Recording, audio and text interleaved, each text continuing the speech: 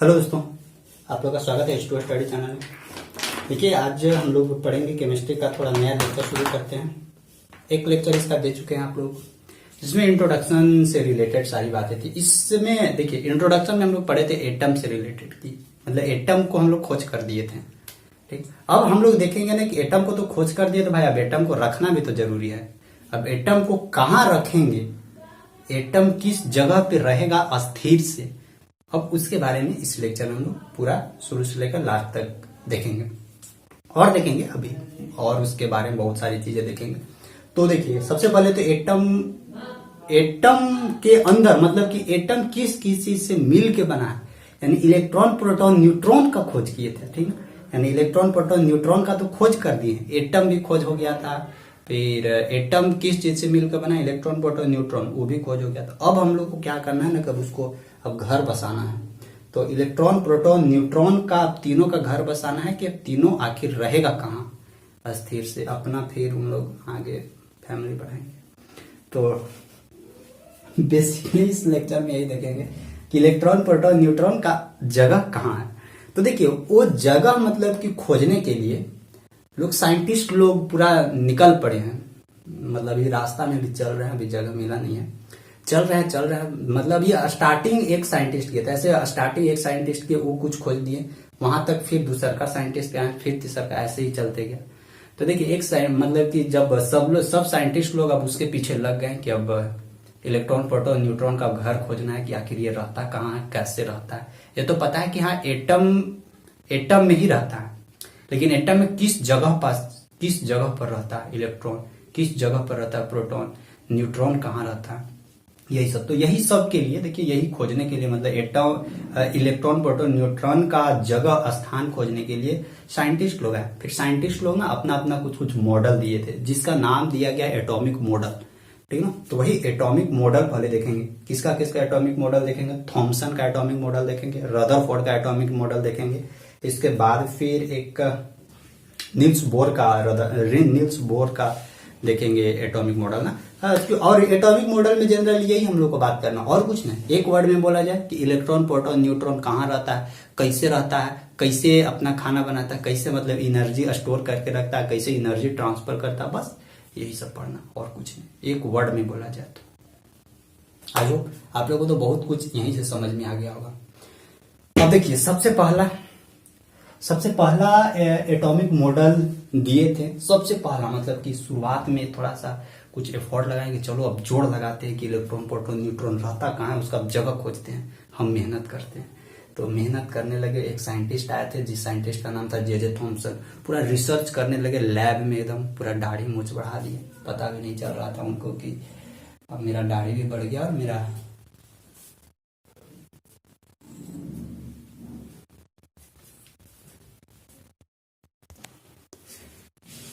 देखिए, थॉमसन एक साइंटिस्ट आया, थॉमसन, जे थॉमसन नाम था। तो फिर वो रिसर्च करने लगे लैब में, पूरा मूछ दाढ़ी बढ़ा ली। पता भी नहीं चलने लगा उनको कि मेरा कब दाढ़ी बढ़ा, कब मूछ बढ़ा, क्या हो गया, कुछ पता नहीं शादी ब्याह किए थे कि नहीं किए थे। आधा साइंटिस्ट तो ऐसे ही रहा। चलिए देखते हैं, अब उस पे नहीं जाएंगे, उनका पर्सनल लाइफ पे, लेकिन वो क्या क्या दिए जो पूरा देश दुनिया पढ़ रही है उसके बारे में चर्चा करेंगे। तो देखिए, सबसे पहला ही साइंटिस्ट आया था, मतलब ना एक बेसिक जो एक नींव होता है ना, फाउंडेशन रखना, वो फाउंडेशन रख दिए थे। देखिए, जे थॉमसन यही बताते हैं कि एक वो तो पता चल चुका था हम लोगों को पहले कि एटम तीन चीज से मिलकर बना, इलेक्ट्रॉन प्रोटॉन न्यूट्रॉन। अब इसके बाद ये नहीं पता चल रहा था ना कि इलेक्ट्रॉन प्रोटॉन न्यूट्रॉन रहेगा कहाँ, कैसे रह रहा है, इसका जगह कहाँ है, क्या इसका अस्तित्व है, ये सब कुछ नहीं पता चल रहा था बाद में। उस समय कुछ पता नहीं चला। तो बाद में साइंटिस्ट लोग सब अपना अपना मॉडल दे रहे थे, अपना अपना जो भी एक्सपेरिमेंट कर रहे थे, वो एक्सपेरिमेंट करके स्टेटमेंट लिख रहे थे। उसी में एक सबसे फर्स्ट साइंटिस्ट थे जे थॉमसन, जो ये बताए थे ना कि एक एटम के अंदर ही क्या है, मतलब उसी के अंदर इलेक्ट्रॉन प्रोटॉन रहता है। और वो किस तरीका से बताते हैं, मतलब वो एग्जाम्पल लिए थे तरबूज का तरह का एग्जाम्पल लिए थे कि हाँ, तरबूज की तरह एक गोल एटम है। मतलब तरबूज तो बहुत बड़ा रहता है ना, आप लोग भी देखे होंगे, तरबूज खाए भी होंगे। तो वो तरबूज की तरह पूरा गोल एटम रहता है, उसी एटम के अंदर देखिएगा दो गो पार्ट मिले, एगो लाल लाल लाल जो खाने वाला होता है और एगो दाना दाना दाना मिलता है, खाने वाला लाल पार्ट और दाना। तो उन्होंने क्या बोले थे ना कि यही इसी की तरह मतलब कि तरबूज की तरह ही एटम होता है, और इसके अंदर जो खाने वाला पार्ट जितना भी है, जितना भी खाने वाला पार्ट है वो सारा पार्ट क्या है, प्रोटॉन है। यानी प्रोटॉन का रहने का जगह क्या है कि वही एटम में जितना भी है, जितना भी मैक्सिमम से मैक्सिमम पार्ट में तो खाने वाला ही होता है ना, तो मैक्सिमम पार्ट या मैक्सिमम स्पेस कौन घेर के रखा है, प्रोटॉन घेर के रखा है। और उसके अंदर जो दाना दाना होता है, जो ब्लैक ब्लैक दाना दाना है, वो दाना दाना उसके अंदर इलेक्ट्रॉन है वो, यानी इलेक्ट्रॉन का वो बता दिए कि प्रोटॉन उस तरह से स्थिर है जो खाने वाला पार्ट है, और उसके अंदर खाने वाला पार्ट के अंदर में ही होता है ना दाना, तो वो जहां जहां दाना दाना है वो सब क्या है, वो सब इलेक्ट्रॉन का रहने का जगह है। ये बताए थे कौन, जे थॉमसन। मतलब कि देखिए भले बाद में ये जे थॉमसन का मॉडल फेल हो गया या इनका अस्तित्व खत्म हो गया, मतलब बाद में भले इनका मॉडल का कोई वैल्यू नहीं दिया, लेकिन ध्यान रखिएगा सबसे बड़ा चीज क्या होता है, किसी भी चीज को स्टार्ट करना। खूब देख रहा सपना, खूब देख रहा सपना, कुछ हो ही नहीं रहा है भाई साहब, आप स्टार्ट तो कीजिए। बहुत सारे साइंटिस्ट लोग यह सपना में ऐसे ही करते करते काज नहीं का होगा न, कुछ रिजल्ट निकलेगा कि नहीं निकलेगा, हम पढ़ ही रहे हैं, काज नहीं कहा होगा 3 साल बाद, पॉलिटेक्निक भी कर रहे हैं। तो आप स्टार्ट तो कीजिए, स्टार्ट कीजिएगा तभी। वही देखिए जे थॉमसन से पहले भी साइंटिस्ट होंगे, उन लोग भी इसी सोच सोच के खत्म है, उन लोग स्टार्ट ही नहीं कर पाए।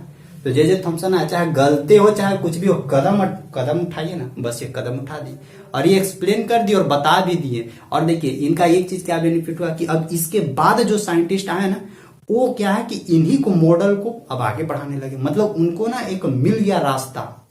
जैसे देखिए कोई भी बड़ी कंपनी खड़ी होती है तो उसमें ना एक इंसान, स्टार्टिंग में एक इंसान चलता है, एक आदमी पूरा मेहनत करता है, और फिर धीरे धीरे धीरे धीरे उसके साथ साथ काफिला चलने लगती है। सेम चीज यही हुआ था, जे थॉमसन क्या हुआ कि एक अपना नींव रख दिए, और उसके बाद जो आगे आगे साइंटिस्ट आए उन लोग सबको देखने लगे, पीछे वाला को भी देखते, अपना कुछ थ्योरी देते पीछे वाला को, तो एक उन लोग का आधार मिल रहा था इनके अनुसार।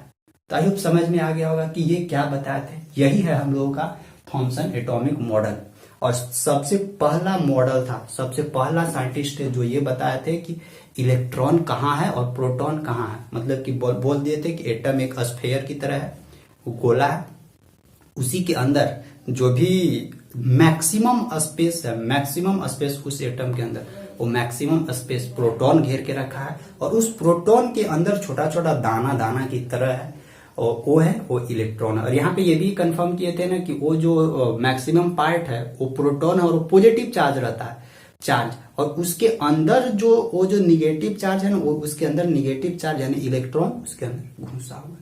यही इनका मॉडल था। तो देखिए जो स्टेटमेंट था, स्टेटमेंट हम मेंशन कर दे रहे हैं। फिगर देखिएगा, अगर फिगर इसको बनाना ना, फिगर हम लोग देख सकते हैं इस तरह का कि देखिए इसमें क्या है ना कि ये एटम है, एटम है, इसका मैक्सिमम पार्ट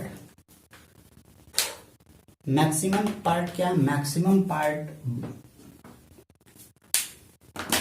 भरा हुआ है प्रोटॉन से। ये मैक्सिमम, ये जो लाल लाल जितना है ना,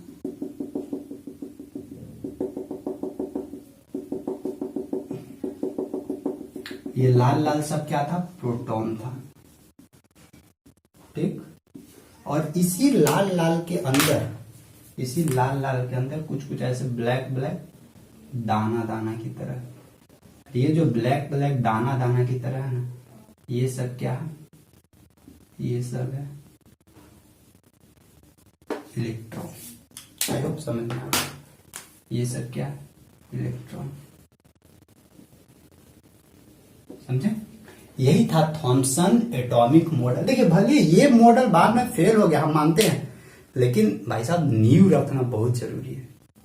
ये बहुत नींव रखने का मतलब समझ रहा है, जिगरा चाहिए, जिगरा कदम उठाने के लिए, समझ रहे हैं कितना। अगर मान लेते हैं कि अगर आप नहीं सक्सेस हुए उस फील्ड में, तो इतना गाली सुनने को मिलेगा ना, इतना लोग आपको ये करेंगे ना, तोड़ने की कोशिश करेंगे ना, ऐसा ऐसा वर्ड बोल के कि देख ले लियो, बड़ी भाव मारे थे, बड़ी ताव मारे थे कि नहीं हम करिए ले बोलो नहीं है, ऐसे ही बोलते हैं। आप लोग के साथ भी होता होगा। पढ़े थे बड़ी, देख लिया रात रात भर पढ़े थे, ये तो नंबर लेने हैं 25 नंबर।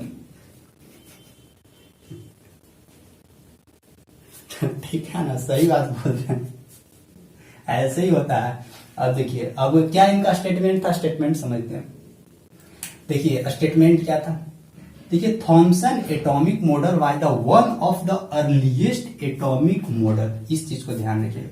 थॉमसन एटॉमिक मॉडल क्या था, Thomson atomic model, Thomson atomic model क्या था, one of the earliest atomic model था, सबसे पहला मॉडल यही दिए थे एटम से रिलेटेड, ठीक। फिर और आगे क्या, प्रोपोज्ड बाय अच्छा, Thomson atomic model was one of the earliest atomic model proposed by J Thomson. मतलब यही थॉमसन एटॉमिक मॉडल जो सबसे पहला एटॉमिक मॉडल था, जो किसके द्वारा दिया गया था, जे थॉमसन। ये अपना ही नाम पे ही रख दिए थे कि चलो थॉमसन एटॉमिक मॉडल ही रख लो सर के नाम, सब साइंटिस्ट का यही है, जे थॉमसन दिए थे। ये क्या बोले थे, देखिए ही स्टेटेड दैट, इनका स्टेटमेंट था, ही स्टेटेड दैट कि इलेक्ट्रॉन एंड, देखिए electron and proton are distributed evenly inside of the atom. क्या है कि जो भी इलेक्ट्रॉन और प्रोटॉन है वो डिस्ट्रीब्यूटेड है एक एटम के अंदर में, और वो जो एटम है विच इज क्या है, स्फेरिकल, और वो जो एटम है वो एटम क्या है, एक स्फेरिकल।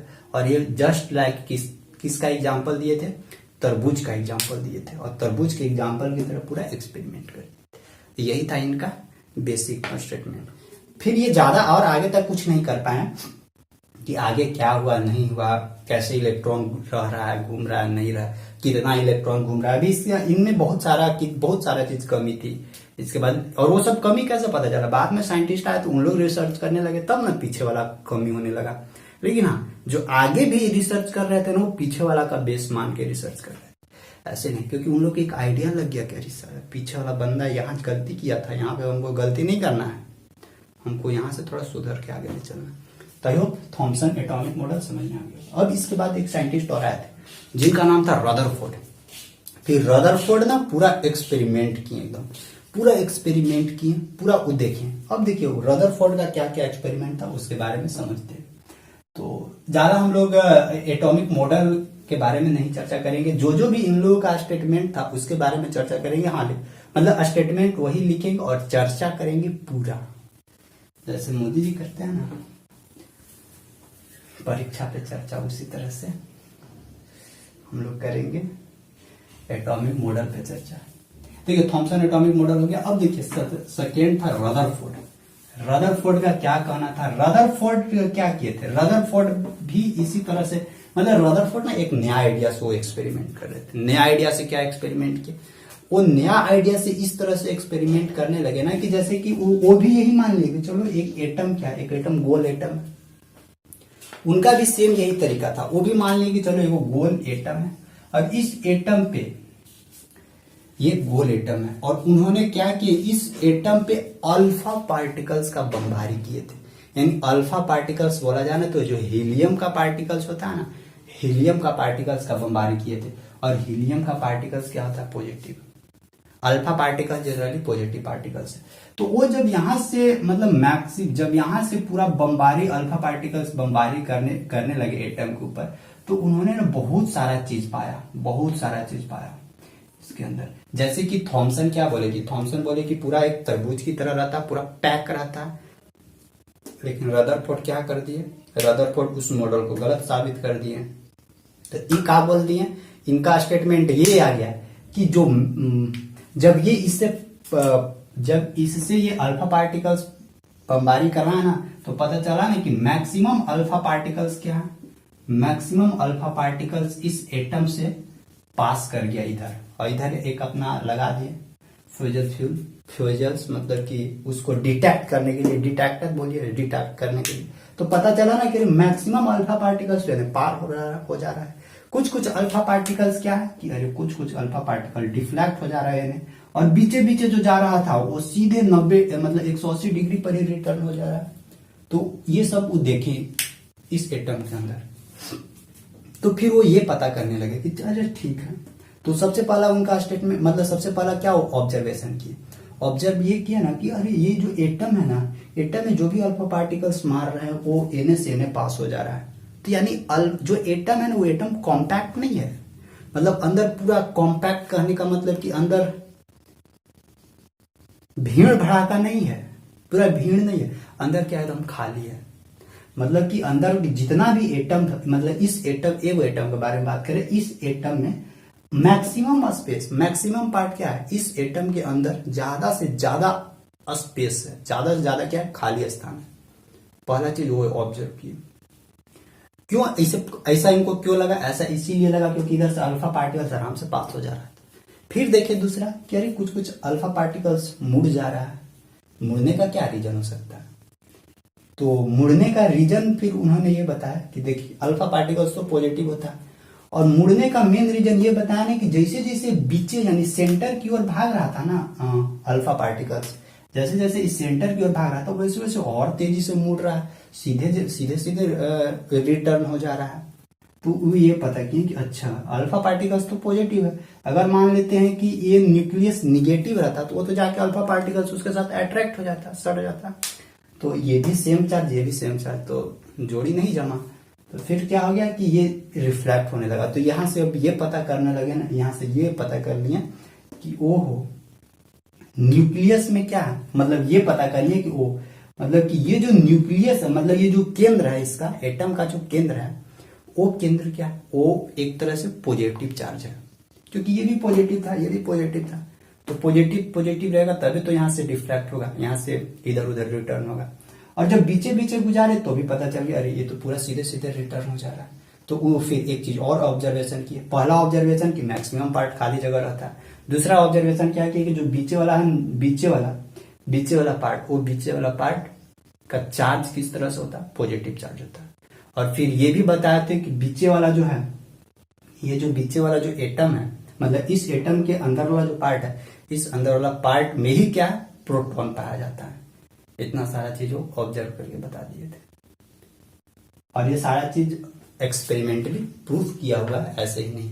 लेकिन हाँ अभी भी मतलब वो नहीं कुछ कंफर्म कर पाए हैं, अभी उनके पास भी कमी था, वो भी नहीं कंफर्म कर पाया कि यार इसमें इलेक्ट्रॉन कहाँ घूम रहा है, इलेक्ट्रॉन है कहाँ। वो कुछ कुछ अपना स्टेटमेंट दी है, बताएंगे अभी, लेकिन वो ये भी कंफर्म नहीं कर पाए कि इलेक्ट्रॉन रहेगा कहाँ। और इलेक्ट्रॉन एक जगह, मान लेते हैं कि ये एक इनका स्टेटमेंट था कि हाँ इलेक्ट्रॉन रिवॉल्व करता है, तो इलेक्ट्रॉन रिवॉल्व करता है तो कहाँ रिवॉल्व करता है, कैसे रिवॉल्व करेगा, और एक रोटेशन मतलब कि एक ऑर्बिट में कितना इलेक्ट्रॉन रिवॉल्व करेगा, ये सब इनका कुछ स्टेटमेंट नहीं था रदरफोर्ड का। फिर कुछ कुछ जब रिवॉल्व करता है, कुछ भी चीज गोले गोले घूमेगा तो वहां पे एक्सेलरेशन जनरेट होता है, एक्सेलरेशन जनरेट होता है। तो आप लोग भी देखते होंगे कि अगर आप लोग गोले गोले घूमिएगा ना तो कभी कभी देखिएगा ना कि टलमला के गिर गए। तो वैसे भी सेम इसके साथ भी होता है, क्योंकि यहाँ पे रेडिएशन इमिट होगा, तो यहाँ पे भी ऐसे ही होगा कि ऐसा नहीं ना कि खाली गोले गोले कंटिन्यू घूमते रहेगा, ये गोले गोले गोले गोले ये राम के सेंटर में आकर गिर जाएगा। तो ये सभी कुछ कंफर्म नहीं कर पाए थे। तो ये फिर आगे एक साइंटिस्ट आए जिसका नाम था नील्स बोर। फिर वो बहुत सारी चीजें, मतलब कि बोर्स का एटॉमिक मॉडल था, तो वो बहुत सारा कंफर्म कर दिए थे, बहुत सारी बातें बता दिए थे कि कहाँ इलेक्ट्रॉन है, कहाँ प्रोटॉन। प्रोटॉन के बारे में तो ये पूरा कंफर्म बता दिए थे रदरफोर्ड।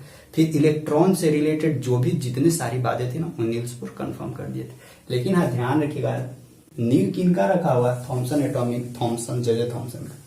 अब हम लोग देख लेते हैं रदरफोर्ड। आई होप आप लोगों को समझ में आ गया होगा रदरफोर्ड वाला का एक्सपेरिमेंट। अब हम लोग पूरा इसका स्टेटमेंट लिख लेते हैं रदरफोर्ड का, कि क्या क्या इनका स्टेटमेंट था, और उस सब स्टेटमेंट को हम लोग समझ लेते हैं ना।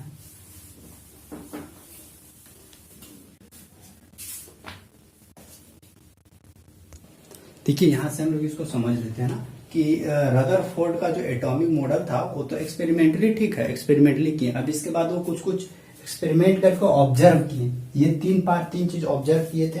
तो ये तीनों का स्टेटमेंट हम लिख दिए, आप लोग भी लिख लीजिएगा क्योंकि एग्जाम में यही सब पूछने वाला है। तो ऑब्जर्वेशन, और इसके बाद फिर इनका क्या स्टेटमेंट था, क्या मॉडल, मतलब लास्ट में क्या मॉडल बना है, ये सब तो अभी एक्सपेरिमेंट कर रहे हैं, ऑब्जर्व कर रहे हैं। इसके बाद कंक्लूजन जो रिजल्ट निकलेगा, वो रिजल्ट के बारे में भी हम आप लोग को स्टेटमेंट लिख देंगे कि रिजल्ट मेनली क्या निकला था। तो देखिए क्या किए थे, जो हम अभी आप लोगों को बताएं वही सारा स्टेटमेंट लिखा हुआ है। कि अल्फा पार्टिकल्स का बमबारी कर रहे हैं, देखे कि मैक्सिमम पार्ट निकल जा रहा है बाहर, तो सीधे सीधे पास कर रहा है, और कुछ कुछ पार्ट सीधे रिटर्न हो गया, कुछ डिफ्लेक्ट हो गया। तो उससे क्या क्या ऑब्जर्व किए, सो देखिए फर्स्ट ऑब्जर्वेशन क्या था, most alpha particles pass through gold foil. देखिए मोस्ट अल्फा पार्टिकल्स था, वो क्या हो गया, पास हो गया। अब रीजन दे रहे हैं कि आखिर क्यों पास हुआ, उसका रीजन बिकॉज क्योंकि the atom is a largely hollow. देखिए जो अल्फा पार्टिकल्स पास हो रहा था उसका मेन रीजन क्या था, उसका मेन रीजन ये था, उसका मेन कारण ये था कि जो भी एटम है वो एटम क्या लार्जली हॉलो है। लार्जली हॉलो मतलब कि बड़ा सा अंदर खोखला है, समझे, ये रीजन दिया गया, इसीलिए अल्फा पार्टिकल्स क्या हो जा रहे थे, सब एटम से बाहर चल जा रहे थे। चलिए सेकंड देखते हैं, सेकंड क्या हुआ उन्होंने ऑब्जर्व किया, ये तो बताएं सेकंड कि ए फ्यू अल्फा पार्टिकल्स, देखिए a few alpha particles suffer from their original path. देखिए ये कुछ कुछ मतलब ऐसे अल्फा पार्टिकल्स थे जो क्या कर रहे थे, अपना जो ओरिजिनल रास्ता था उस रास्ता से थोड़ा डेविएट मतलब भटक रहे थे। उसका रीजन फिर बताएं कि आखिर क्यों वो अपना रास्ता से भटकने लगे। तो देखिए अपना रास्ता से भटकने का सबसे बड़ा रीजन क्या है ना, कि आपका दिमाग या वो जो अल्फा पार्टिकल्स था उसको कोई ना कोई दूसरा कोई अट्रैक्ट कर रहा है। जैसे आप लोगों को कोई अट्रैक्ट कर लेता है रास्ता पे, उसी तरह यहाँ पे भी इसको कोई अट्रैक्ट कर रहा था। अब यहाँ पे देखते हैं कि रीजन आखिर क्यों दिया गया, क्या रीजन दिया गया कि जो भी इसका ओरिजिनल पाथ था वो ओरिजिनल पाथ से लोग दूर अल्फा पार्टिकल्स दूर भागने लगे। उसका reason because they pass close to a positive regions. क्यों दूर भागने लगे, क्योंकि वो धीरे धीरे, जैसे देखिए ये दूर पार्टिकल्स था, दूर से जा रहा था, तो दूर से जा रहा था ये आराम से पास हो गया, लेकिन जैसे जैसे न्यूक्लियस के यानी सेंटर के करीब लाते गया ना, वैसे वैसे थोड़ा सा सफर करने लगा, मतलब अपना ओरिजिनल पाथ छोड़ने लगा। तो वही यहाँ पे रीजन दिया गया है कि जैसे जैसे हम लोग करीब लाते गए, और करीब वाला क्या था, करीब वाला पॉजिटिव रीजन था, यानी जैसे जैसे हम लोग पॉजिटिव क्षेत्र की ओर लाते गए वैसे वैसे क्या हो गया कि ये जो ओरिजिनल इसका रास्ता था, जो ओरिजिनल पाथ था, उस ओरिजिनल पाथ से थोड़ा हटने लगा। और यहाँ पे ये बताया गया है कि ये जो पॉजिटिव रीजन था, ये जो पॉजिटिव क्षेत्र था, और जैसे जैसे पास में गया तो उसी पॉजिटिविटी बढ़ते गई, और वो जो पॉजिटिव रीजन था उसी पॉजिटिव रीजन को हम लोग क्या बोल दिए न्यूक्लियस। तो यहाँ से भी क्वेश्चन बना सकता है कि न्यूक्लियस का खोज कौन किए थे, तो न्यूक्लियस का खोज कौन किए थे, रदरफोर्ड ही बताए थे कि न्यूक्लियस क्या है, न्यूक्लियस एक पॉजिटिव पार्टिकल्स है। न्यूक्लियस में किस तरह का चार्जेस पाया जाता है, पॉजिटिव चार्जेस पाया जाता है, और न्यूक्लियस वर्ड भी सबसे पहले वही यूज किए थे। ठीक, अभी हम लोग देखेंगे जब कंक्लूजन निकालेंगे ना इसका, तो कंक्लूजन में देखेंगे। तो ये हो गया। अब देखिए थर्ड क्या एक्सपेरिमेंट था, थर्ड एक्सपेरिमेंट ये किए ना, जब वेरी फ्यू अल्फा पार्टिकल सफर लार्ज रिफ्लेक्स, और फिर ये पाया गया ना कि अरे ठीक है कुछ कुछ अल्फा पार्टिकल्स तो इधर उधर सफर कर रहा था, लेकिन कुछ कुछ ऐसे पार्टिकल्स हैं जो बहुत ज्यादा मतलब डिफ्लेक्ट हो जा रहे थे, बहुत ज्यादा सीधे रास्ते में चेंज कर दे रहे थे, आगे जा ही नहीं पा रहा था। तो फिर क्या था कि सीधे सीधे पास, मतलब सीधे सीधे इसके सीधे सीधे ऐसे अल्फा पार्टिकल्स पास करवा दिए, तो बीच में रास्ता था, यहाँ पे पॉजिटिव चार्ज न्यूक्लियस है, तो क्या कर देगा, डिफ्लेक्ट करेगा ना। वही बोल रहे कि वेरी फ्यू अल्फा पार्टिकल्स सफर लार्ज डिफ्लेक्शन, मतलब कुछ कुछ वैसे बहुत कम ऐसे अल्फा पार्टिकल्स पाए गए जो क्या करेंगे, लार्ज डिफ्लेक्शन का उनको प्रभाव झेलना पड़ा, लार्ज डिफ्लेक्शन उसके पास हो गया, जिसके अच्छा लार्ज डिफ्लेक्शन में इसका मेन रीजन क्या दिया गया, because they come on A head collision course with the nucleus. इसका रीजन क्या दिया गया ना कि वो सीधे सीधे जाके क्या ना कि सीधे सीधे न्यूक्लियस से टकरा गए, जिसके चलते वो सीधे उसी रास्ता पे, जिस रास्ता पे गए उसी रास्ता से फिर वो रिटर्न आ गया। तो अल्फा पार्टिकल्स पॉजिटिव पार्टिकल्स, ये भी पॉजिटिव है तो यहाँ रुकेगा ही, सीधे भागेगा दूर। तो ये था इनका एक पूरा एक कंक्लूजन निकाले, ये पूरा मतलब कि अपना होता है ना, जैसे क्या आप लोग बुक पढ़ रहे हैं तो पूरा उसके निकालेंगे स्टेटमेंट, ये वो लंथ फन पूरा। तो वो था इनका एक्सपेरिमेंट शुरू में किए, उस एक्सपेरिमेंट से कुछ कुछ ऑब्जर्व किए कि हाँ ये मेन मोटा मोटी मतलब ये मिला। अब इसके बाद ना उन्होंने अपना रिजल्ट प्रस्तुत करा। अब उनका जो रिजल्ट था वो क्या था, जिसको हम लोग बोलते हैं ना पोस्टुलेट्स ऑफ रदरफोर्ड, या रदरफोर्ड का एटॉमिक मॉडल का जो पोस्टुलेशन था ना, उसके बारे में, या नहीं तो बोल सकते हैं कि स्टेटमेंट ऑफ रदरफोर्ड। रदरफोर्ड का क्या क्या स्टेटमेंट था, यानी फाइनल डिसीजन पर हम लोग पहुंचते हैं। फाइनल डिसीजन इनका क्या क्या था, तो मिटाते हैं। आप लोग ना एक करके फिगर रहने देते हैं, फिगर से थोड़ा बढ़िया समझ में आएगा आप लोग का, फिगर से बढ़िया तरह से समझ में आएगा।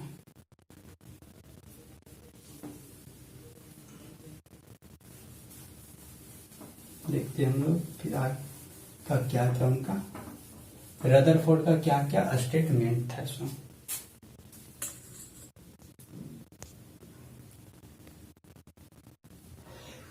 देखिए हम लोग समझते हैं रदरफोर्ड का जो एटॉमिक मॉडल था ना, वो एटॉमिक मॉडल का स्टेटमेंट क्या क्या है उसके बारे में हम लोग समझ लेते हैं।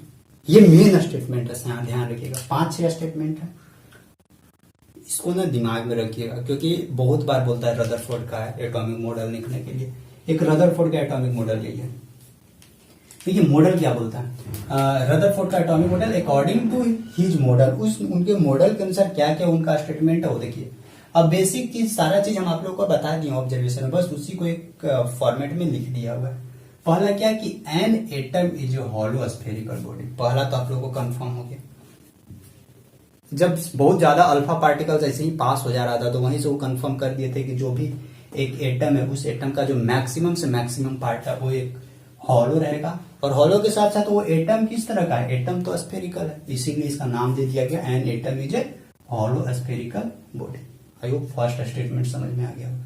सेकेंड स्टेटमेंट क्या था कि द इंटायर पॉजिटिव चार्ज और प्रोटॉन्स, देखिएगा द इंटायर पॉजिटिव चार्ज यानी जो टोटली पॉजिटिव चार्ज है, और जो प्रोटॉन यानी प्रोटॉन में ही क्या होता है पॉजिटिव चार्ज होता है, तो the entire positive charge of proton is present in A central region called nucleus, यानी जो इंटायर पॉजिटिव चार्ज या जो प्रोटॉन है, प्रोटॉन वो रहता कहाँ है, वो रहता है सेंट्रल रीजन में। सेंट्रल रीजन मतलब कि बीचवा में रहता है, और वही बीचवा का नाम क्या दे दिया गया था, न्यूक्लियस। न्यूक्लियस मतलब कि नाभिक, समझे। यानी देखिए ये प्रोटॉन का चार्ज पहले ही खोज हो चुका था, मतलब प्रोटॉन का चार्ज कैसा होता है पॉजिटिव, वो पहले ही पता चल गया था, लेकिन ये नहीं पता था ना कंफर्म कि प्रोटॉन बीचवे में रहता है, प्रोटॉन बीचवे में रहता है। और ये पता कैसे चला, जब ये एक्सपेरिमेंट किए तो पता चला यहाँ पे पॉजिटिव चार्ज है, जब पॉजिटिव चार्ज है तो कंफर्म कर दिए कि यहाँ पॉजिटिव चार्ज है,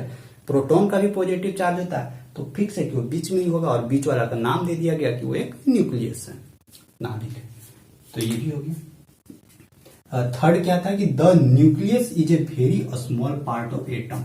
देखिए ये जो एटम है उस एटम के पास जो न्यूक्लियस होता है, नाभिक होता है ना, वो बहुत छोटा नाभिक होता है, यानी उसका जो नाभिक का साइज है ना वो बहुत छोटा रहता है। अच्छा ये पता कैसे चला कि वो बहुत छोटा है, ये पता ये पता करने का तरीका क्या था ना कि देखे नहीं करीब बहुत सारा इसमें क्या है ना कि बहुत सारा अल्फा पार्टिकल्स ऐसे पास हो जा रहा था इधर से इधर। तो देखिए अगर बहुत ज्यादा पास हो जा रहा है इसका मतलब ये बहुत छोटा होगा, क्योंकि पॉजिटिव चार्ज है तो रेंज बहुत कम होगा ना। मान लेते ये ज्यादा बड़ा रहता, तो ज्यादा बड़ा रहता, अगर सपोज करते हैं कि ये इतना बड़ा रहता, इतना बड़ा रहता, तो इतना बड़ा रहता अगर इसका न्यूक्लियस, तो ये जो इधर जो डिफ्लेक्ट हो रहा था, मतलब कि ये जो डिफ्लेक्शन था जो अल्फा पार्टिकल्स था वो क्या हो जाता, वो और ज्यादा डिफ्लेक्शन होने लगता, क्योंकि इसका रेंज बढ़ता, तो इसका रेंज कम था, इसीलिए ना मैक्सिमम से मैक्सिमम अल्फा पार्टिकल्स पास हो गया उधर। मान लेते ये बड़ा रहता तो इधर उधर डिफ्लेक्ट होने लगता, इधर पास नहीं करता। तो इसी से वो कंफर्मेशन तक पहुंचे, इसी से कंफर्म किए कि जो न्यूक्लियस है वो क्या है, वेरी स्मॉल पार्ट है एक एटम का। तो ध्यान रखिएगा ये जो न्यूक्लियस वो बहुत छोटा रहता है, बहुत छोटा। और ये कैसे पता चला ये भी बता दिया। फोर्थ क्या है, फोर्थ स्टेटमेंट था कि electron revolve around the nucleus. देखिए ये वाला स्टेटमेंट बाद में उनका गलत हो गया था, ये वाला गलत साबित हो चुका था, लेकिन हाँ दिए थे, इन्हीं का स्टेटमेंट है। Electron revolve around the nucleus ऐसे high speed in a circular path. देखिए ये इलेक्ट्रॉन के बारे में भी बताया था कि इलेक्ट्रॉन क्या है, इलेक्ट्रॉन है वो न्यूक्लियस के चारों तरफ हाई स्पीड में सर्कुलर पाथ पे क्या करता है, रोटेट करता है। लेकिन हाई स्पीड में इलेक्ट्रॉन रोटेट करता है, लेकिन ये यहां से कंफर्म नहीं कर पाए थे कि कितना इलेक्ट्रॉन रोटेट कर सकता है एक ऑर्बिट में या एक जगह पे, क्योंकि अब यहाँ तो ये इनको तो पता, फिर मतलब ये नहीं बताया था कि डिफरेंट ऑर्बिट भी होता है एटम में। तो ये बाद में पता चला जब नील्स बोर आए तो बस खाली इनका यही स्टेटमेंट था कि electron revolve around the nucleus eight A high speed of circular path, यानी इलेक्ट्रॉन एक सर्कुलर पाथ पे न्यूक्लियस के चारों तरफ पूरा हाई स्पीड में क्या करता है, रोटेट करता है। तो ये देखेंगे, ये वाला स्टेटमेंट याद रखिएगा, बाद में गलत साबित हो जाता है। लेकिन यहाँ पे कोई कंफर्मेशन नहीं है कि कितना इलेक्ट्रॉन घूमेगा, कैसे घूमेगा, क्या करेगा, ये कुछ यहाँ पे स्टेट बस दे दिए। आगे देखेंगे फिफ्थ क्या था statement, the positive charge is in the nucleus. ये इनका भी स्टेटमेंट यही था कि जो पॉजिटिव चार्ज है वो कहाँ पाया जाता है, न्यूक्लियस में ही पाया जाता है, क्योंकि न्यूक्लियस में ही प्रोटॉन है तो वहीं पे पाया जाता है। सिक्स बोलता है कि the mass of the atom is almost entirely due to the nucleus, entirely in the nucleus लिखिए, यानी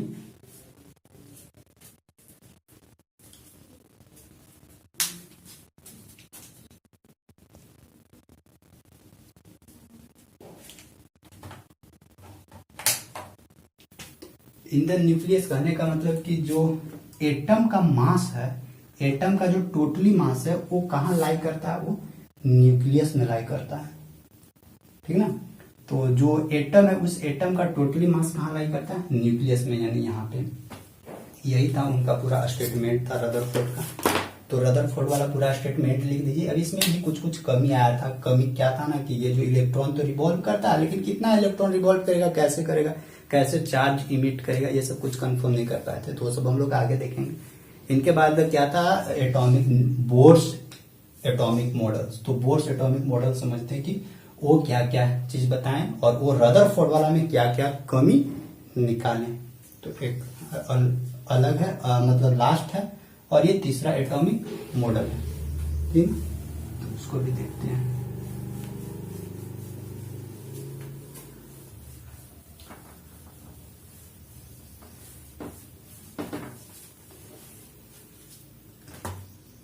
देखिए हम लोग समझते हैं बोर्स एटॉमिक मॉडल क्या था।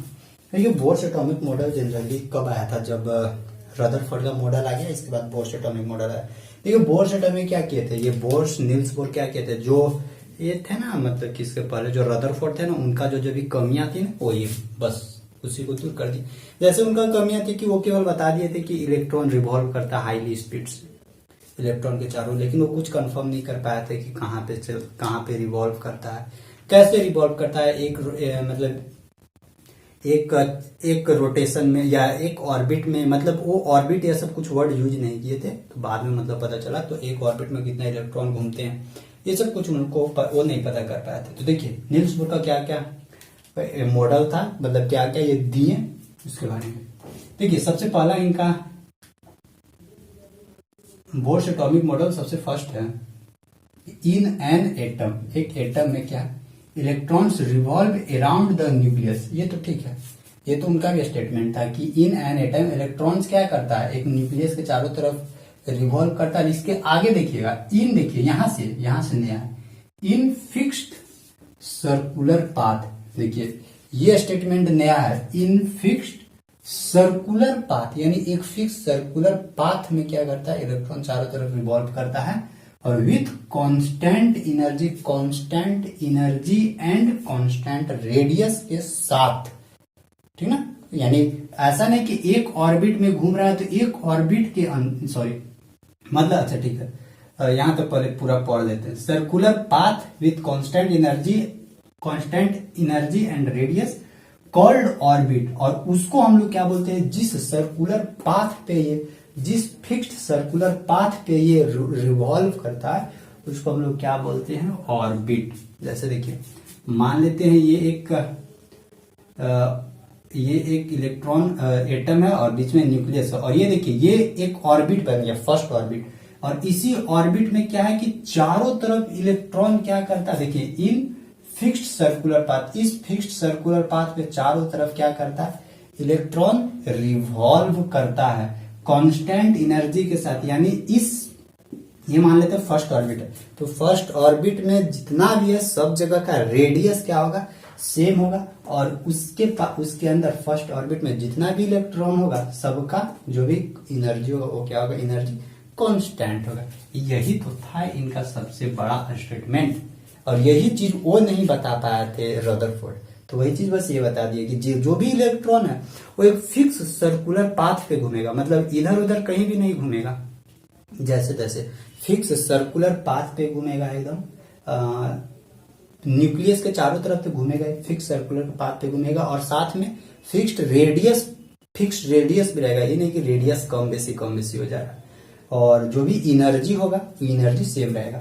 ये फर्स्ट ऑर्बिट। अब ऐसा डिफरेंट ऑर्बिट भी बन सकता है, और डिफरेंट ऑर्बिट और बाद में पता किए थे बाद में। और फिर यहां से ये बताए थे नहीं कि अच्छा ठीक है फर्स्ट ऑर्बिट में कितना इलेक्ट्रॉन घूम सकता है, तो फर्स्ट ऑर्बिट में नंबर्स ऑफ इलेक्ट्रॉन भी निकालने के लिए यही सिखाए थे। तो फर्स्ट ऑर्बिट में कितना इलेक्ट्रॉन घूम सकता है, 2n², ठीक, 2n²। इसी के अनुसार ऑर्बिट में जितना भी ऑर्बिट बनेगा उस ऑर्बिट में जितना भी नंबर्स ऑफ इलेक्ट्रॉन घूमेगा वो इसी फार्मूला के अनुसार नंबर्स ऑफ इलेक्ट्रॉन घूम जाएगा। जैसे मान लेते हैं फर्स्ट ऑर्बिट, तो n बराबर क्या हो जाएगा, n बराबर फर्स्ट, यानी फर्स्ट ऑर्बिट में नंबर्स ऑफ इलेक्ट्रॉन कितना घूमेगा, 2 गुने 1 का स्क्वायर मीन्स 1 बराबर 2, यानी इसमें कितना इलेक्ट्रॉन घूमेगा, 2 इलेक्ट्रॉन घूमेगा चारों तरफ। अब जो भी एनर्जी रहेगा इसका फिक्स रहेगा। अब देखिए सेकेंड स्टेटमेंट क्या था, सेकेंड स्टेटमेंट था कि द ऑर्बिट, देखिए the orbit of an electron does not change unless energy is added और रिमूव। देखिए the orbit of an electron does not change unless energy is added और remove. देखिए ये और कोई भी इलेक्ट्रॉन का जो ऑर्बिट है वो तब तक चेंज नहीं होगा, मतलब जैसे देखिए ये फर्स्ट ऑर्बिट है, फर्स्ट ऑर्बिट में 2 इलेक्ट्रॉन घूम रहा है। अब मान लेते हैं हमको ऑर्बिट चेंज करना है, तो ऑर्बिट चेंज तब तक नहीं होगा जब तक क्या करेंगे, या तो हम किसी भी तरह का इलेक्ट्रॉन को ऐड करेंगे, या किसी भी तरह के एनर्जी को हम लोग ऐड करेंगे, या किसी भी तरह के एनर्जी को हम लोग रिमूव करेंगे। यानी जब एनर्जी ऐड करेंगे या एनर्जी रिमूव करेंगे तभी क्या है, नंबर्स ऑफ ऑर्बिट बढ़ेगा, और नंबर्स ऑफ ऑर्बिट बढ़ेगा इसका मतलब कि इलेक्ट्रॉन भी बढ़ रहा है। आयो समझ में आ गया होगा। यानी ये ऑर्बिटों की संख्या बढ़ाना है तो हमको क्या करना होगा कि एनर्जी या तो ऐड करना होगा या एनर्जी हमको रिमूव करना होगा, तब तो बढ़ेगा। जैसे देखिए फर्स्ट ऑर्बिट में एक फिक्स एनर्जी है, मान लेते हैं हम ऑर्बिट बढ़ा रहे हैं, तो ऑर्बिट बढ़ा रहे हैं, अच्छा इधर दूसरा फिगर बनाते हैं, फर्स्ट ऑर्बिट है, फर्स्ट ऑर्बिट में ठीक है। अब हम क्या करें, अब बढ़ा रहे हैं, ऑर्बिट बढ़ा रहे हैं, तो देखिए जैसे जैसे बढ़ाएंगे वैसे वैसे क्या होगा, ध्यान देखिएगा ये फर्स्ट ऑर्बिट है। अब यहां से हम लोग क्या किए, अब यहाँ से अब इसके पास कैपेसिटी नहीं है इससे ज्यादा इलेक्ट्रॉन रखने का, 2 से ज्यादा इलेक्ट्रॉन रखने का, तो वो क्या करेगा, बाहर वाला के पास भेजेगा, मतलब कि बाहर वाला ऑर्बिट के पास भेजेगा। यानी हम लोग क्या कर रहे हैं, ऐड कर रहे हैं एनर्जी, ठीक है, एनर्जी को क्या कर रहे हैं, ऐड कर रहे हैं। तो एनर्जी जब ऐड होता है, ध्यान रखिएगा, एनर्जी जब ऐड होता है उस समय क्या करता है, इलेक्ट्रॉन जो है, इलेक्ट्रॉन वो जंप करता है लोअर से हायर एनर्जी में। यानी ध्यान रखिएगा, इसका कहने का मतलब कि ये जो सेंटर है, इस सेंटर से आप जितना ही दूर भागिएगा ना उतना ही एनर्जी क्या होगा, एनर्जी बढ़ेगा, इलेक्ट्रॉन्स का जो एनर्जी है वो बढ़ेगा। यानी यह कहने का मतलब कि अगर आप सेंटर के पास आ रहे हैं, धीरे धीरे धीरे सेंटर के पास आ रहे हैं, तो आपका मतलब कि इस एटम के अंदर जो भी इलेक्ट्रॉन है वो सबका एनर्जी क्या होगा, या ऑर्बिट का एनर्जी क्या होगा, कम होगा। यानी सेंटर से दूर जा रहे हैं तो और एनर्जी बढ़ेगा। इसीलिए बोलता है कि जब देखिए हम लोग एनर्जी को ऐड करेंगे इसमें, तो एनर्जी ऐड करेंगे तो यानी इलेक्ट्रॉन को ऐड कर रहे हैं, इलेक्ट्रॉन को ऐड करेंगे तो ऐड कर मतलब उसको रखने के लिए तो हमको ऑर्बिट चाहिए, तो रखने के लिए ऑर्बिट चाहिए तो हमको क्या करना होगा, नंबर्स ऑफ ऑर्बिट बढ़ाना होगा। तो नंबर्स ऑफ ऑर्बिट बढ़ाने के लिए हम लोग क्या करेंगे, लोअर एनर्जी से हायर एनर्जी में क्या करेंगे, इलेक्ट्रॉन को जंप करवा देंगे। तो देखिए यहाँ पे लोअर, ये वाला लोअर एनर्जी से हायर एनर्जी में इलेक्ट्रॉन को जंप करवा रहे हैं। इसका मतलब कि एनर्जी को क्या कर रहे हैं, ऐड कर रहे हैं। और एनर्जी को ऐड कर रहे हैं यानी ऐड कर रहे हैं, तब भी उसके बाद जब तक एनर्जी को ऐड नहीं करेंगे तब तक ध्यान रखिएगा ये जो ऑर्बिट बन रहा है वो ऑर्बिट भी नहीं बनेगा। यानी यहाँ पे देखिए लिखा हुआ था ना, जब तक हम लोग एनर्जी को ऐड या रिमूव नहीं करेंगे तब तक ऑर्बिट नहीं बढ़ेगा। दूसरा बात, अब मान लेते हैं कि अब एनर्जी को रिमूव करते हैं, तो देखिए मान लेते हैं ये वाला एनर्जी को रिमूव करेंगे, तो ये वाला एनर्जी रिमूव होगा तो फिर कहाँ जाएगा, लोअर एनर्जी में चला जाएगा। वही देखिए जब एनर्जी को रिमूव या लॉस करेंगे तो इलेक्ट्रॉन किधर से किधर आएगा, जंप करेगा हायर एनर्जी से लोअर एनर्जी की ओर, jump from higher to lower. यानी देखिए ये सिंबल क्या बता रहा है, ये सिंबल बता रहा है कि लोअर से यानी लोअर टू हायर की ओर जा रहे हैं, लोअर से हम लोग कहाँ जा रहे हैं, हायर के पास। और ये वाला देखिए, ये सिंबल क्या बता रहा है, हायर से, हायर टू लोअर के पास हम लोग आ रहे हैं। ध्यान रखिएगा, यहाँ सेंटर से, न्यूक्लियस से जितना दूर आगे भागेंगे उतना ही एनर्जी क्या होगा, एनर्जी बढ़ेगा। अच्छा, एक चीज और आपको ध्यान रखिए, एनर्जी बढ़ेगा और ये तो एक सर्कुलर पाथ में रोटेट हो रहा है, तो सोचिए इसको ना कैसे बैलेंस किया जाता है। तो यहाँ पे दोनों फोर्स लगता है, क्योंकि ये सर्कुलर पाथ में घूम रहा है, इसको ना घुमरी पटुआ से मतलब कि बचना भी है, क्योंकि गोले गोले घूमिएगा तो घुमरी पटुआ मारने लगेगा। मतलब ये इलेक्ट्रॉन है तो ये सेंटर के पास आने को खोजेगा। जैसे कि कोई भी रोटेशन करता है तो या तो सेंटर से दूर जाने की ओर भागता है, या सेंटर के पास आने के लिए खोजता है। तो ये दोनों को बैलेंस कौन करके रखता है, दोनों को बैलेंस करके रखता है सेंट्रीपेटल फोर्स और सेंट्रीफ्यूगल फोर्स। वही दोनों फोर्स बैलेंस करके रखता है इलेक्ट्रॉन को। और इलेक्ट्रॉन क्या करता है, चारों तरफ इतना मस्त चाल से रिवॉल्व करते रहता है। तो सेकेंड हो गया, सेकेंड स्टेटमेंट। अब देखिए थर्ड स्टेटमेंट क्या है। थर्ड स्टेटमेंट है ये कि जब देखिए ये एनर्जी क्या है कि लोअर से, यहाँ पे ध्यान रखिएगा, ये जब ऑर्बिट क्या है, जब ऑर्बिट बढ़ रहा है यानी जितना ही आउटर मोस्ट में जाएंगे उतना ही ज्यादा हमको एनर्जी मिलेगा। तो यानी आउटर मोस्ट और इनर मोस्ट के कंपैरिजन में दोनों में अगर डिफरेंस देखेंगे ना, तो देखिएगा ना कि वहां पे एनर्जी का डिफरेंस क्रिएट हो रहा है ना, क्योंकि इसके पास कुछ अलग एनर्जी है, इसके पास इससे ज्यादा, इसके पास ज्यादा, सबसे ज्यादा आउटर मोस्ट वाला ऑर्बिट के पास एनर्जी होता है। तो यहां से भी उनका एक स्टेटमेंट था। दो और स्टेटमेंट इनके बारे में समझते हैं, बोर्स एटॉमिक मॉडल के बारे में, फिर आगे हम लोग और डिटेल्स देखते हैं। ठीक है, तो इसको हम लोग इरेज करते हैं।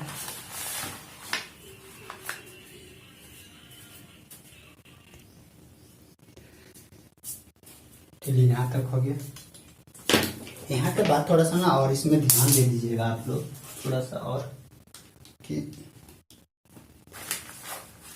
यहाँ देखिए इसमें ना ऑर्बिट बढ़ रहा है, ऑर्बिट बढ़ रहा है तो प्रत्येक ऑर्बिट का देखिए एक फिक्स नाम है। यहाँ देखिए इसको हम लोग के ऑर्बिट बोलते हैं, इसको एल ऑर्बिट, इसको एम एन के एल एम एन ओ, ऐसे ही ऑर्बिट बढ़ते रहती है। ठीक, ये तो के एल एम एन ओ ये ऑर्बिट है। और देखिए इसमें भी है कि इसमें भी फर्स्ट ऑर्बिट, तो देखिए इसको हम लोग एक और से नाम से डिनोट करते हैं, एन बराबर 1 फर्स्ट ऑर्बिट है, एन बराबर 2, एन बराबर 3, 4, ऐसे करके भी हम लोग डिनोट करते हैं। तो इस चीज को भी आप लोग नोट डाउन कर लीजिएगा।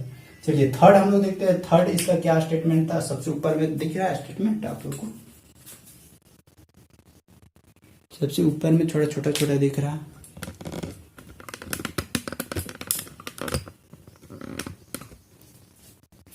देखिएगा क्या हम लोग का बोलता है कि wavelength of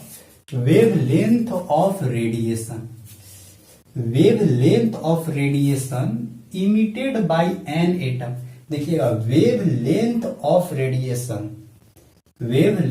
radiation emitted by an atom depends on the energy difference of the initial and final orbit. ये जो wavelength of radiation emitted by, जैसे देखिए यहाँ पे ये जो एटम्स चारों करे रोटेट हो रही है, तो ये रोटेशन के थ्रू क्या होता है ना कि रेडिएशन इमिट करता है। वेवलेंथ का एक रेडिएशन यहाँ से इमिट करता है, रेडिएशन छोड़ता है, ये जो गोले गोले घूम रहा है। और वो जो रेडिएशन छोड़ता है और उसका जो रेडिएशन मतलब यहाँ से छोड़ रहा है, उस रेडिएशन का वेवलेंथ, जो भी रेडिएशन होगा यहाँ से इलेक्ट्रोमैग्नेटिक रेडिएशन रहता है, तो वो जो यहाँ से रेडिएशन छोड़ेगा, उस रेडिएशन का जो वेवलेंथ है, वो वेवलेंथ किसके इक्वल होता है, वो वेवलेंथ होता है, मान लेते हैं इस दोनों के बीच का, इस दोनों ऑर्बिट के एल ऑर्बिट के बीच जो रोटेट हो रहा है, वहां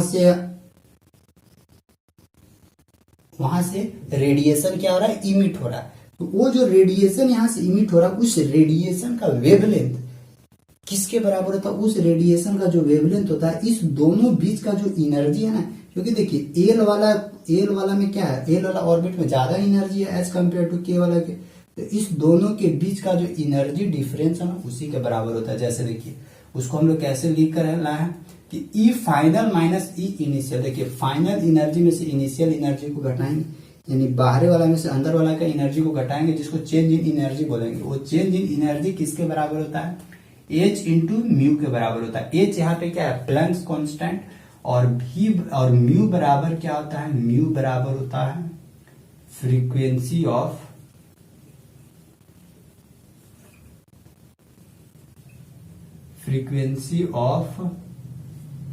रेडिएशन, ठीक ना।